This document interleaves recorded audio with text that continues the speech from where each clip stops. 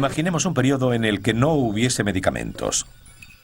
Ni penicilina, ni paracetamol, nada. En la historia de la medicina, la mayoría de los médicos podían trabajar con poco más que curas y pociones tradicionales. El enfermo era obligado a ayunar, se le purgaba, helaba, sangraba e incluso electrocutaba. No es de extrañar que estos tratamientos rara vez ayudasen, causando a menudo graves daños. Cabría esperar que cuando en 1909 un brillante y excéntrico médico alemán llamado Paul Ehrlich diera finalmente al mundo el primer medicamento, hubiese sido aclamado como un héroe nacional. En cambio, lo que le esperaba se convirtió en una de las historias más trágicas de la historia de la medicina. Seguramente Paul Ehrlich vivió en la época adecuada, en el siglo XIX, porque en aquel momento había una especie de agitación en el mundo de la biología y la medicina. Hubo un gran desarrollo en la patología, el entendimiento del mecanismo de las enfermedades y en aspectos de la medicina como la teoría de los gérmenes, gracias a Louis Pasteur y Robert Koch. Fue algo fantástico. Pero aunque finalmente habían comprendido que los gérmenes causaban las enfermedades, incluso las más grandes mentes científicas no tenían la menor idea de cómo tratarlos. Se pensaba que cualquier producto químico que pudiese matar a un germen también mataría al paciente. Solo Ehrlich disentía de esa opinión.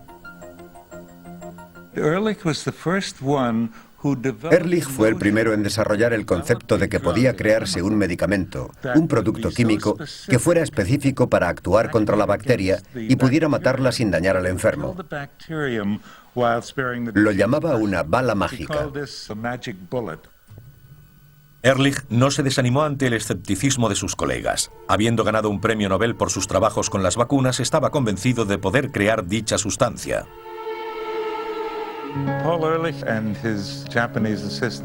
Paul Ehrlich y su ayudante japonés Hata probaron muchas combinaciones hasta que finalmente, tras 605 intentos, dieron con el compuesto 606 que recibiría el nombre de Salvarsan y que funcionaba perfectamente en sus animales de experimentación.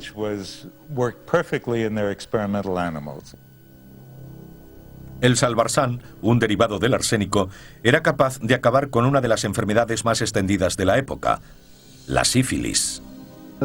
Mientras la gente siguiese practicando el sexo, existiría la sífilis. Y por supuesto todo el mundo echaba la culpa a otro.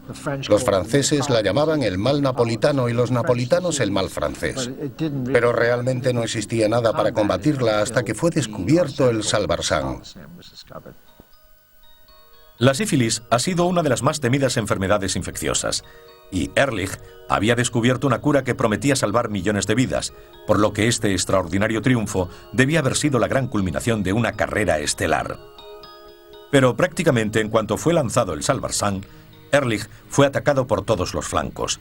Al frente se encontraban aquellos que se beneficiaban de los muchos falsos remedios que existían para la sífilis. Cuando alguien presenta un medicamento que realmente funciona, siempre va a perjudicar a alguien. Los curanderos que se benefician de los falsos remedios se ven amenazados y reaccionan tachando al Salvarsan de droga peligrosa. Ehrlich ignoró los ataques, pero aquello solo era el principio. Aunque había fijado cuidadosas instrucciones para el uso seguro del Salvarsan, muchos doctores las ignoraron y sus pacientes murieron. Por supuesto, culparon a Ehrlich de los fallecimientos. El arsénico es un veneno y si es mal administrado puede causar mucho daño. La gente moría al recibir una dosis no apropiada de Salvarsan. Uno de los problemas era que, al ser en polvo, tenía que ser mezclado con agua y luego inyectado. Si el agua estaba en mal estado o la aguja contaminada, el efecto podía ser negativo. El otro problema era que la gente esperaba que el Salvarsan curara la sífilis en todas sus fases. Así que al intentar tratar la sífilis en una etapa tardía y no tener éxito, arguían que el producto era inútil.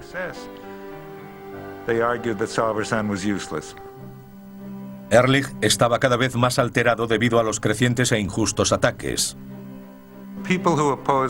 Quienes se oponían a Ehrlich y al Salvarsan se agarraban a cualquier cosa para ir contra ellos, y una de ellas consistía en acusar a Ehrlich y a la compañía fabricante de obtener demasiados beneficios. Resultó no ser verdad, pero durante un tiempo lo utilizaron para atacarlo, afirmando que lo fabricaban por muy poco dinero y lo vendían por mucho. Se estaban forrando y Ehrlich se hacía rico. A Ehrlich le llovían los ataques. Se le acusaba de no haber descubierto realmente el Salvarsan, de no haberlo probado adecuadamente, e incluso de que en un hospital se obligaba a las prostitutas a tomarlo en contra de su voluntad.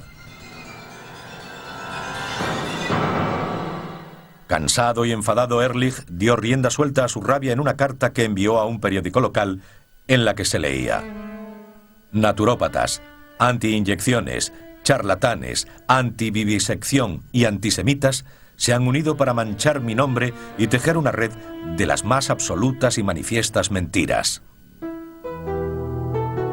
Resulta irónico que Ehrlich hiciera su descubrimiento en una época de milagros médicos y al mismo tiempo abriera la caja de Pandora del comercialismo y la política que aún hoy acompañan a los descubrimientos médicos.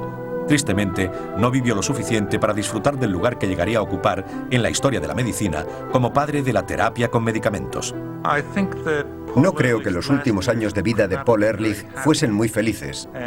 Envejeció prematuramente a consecuencia de ello. Cuando murió a los 61 años, parecía tener 100.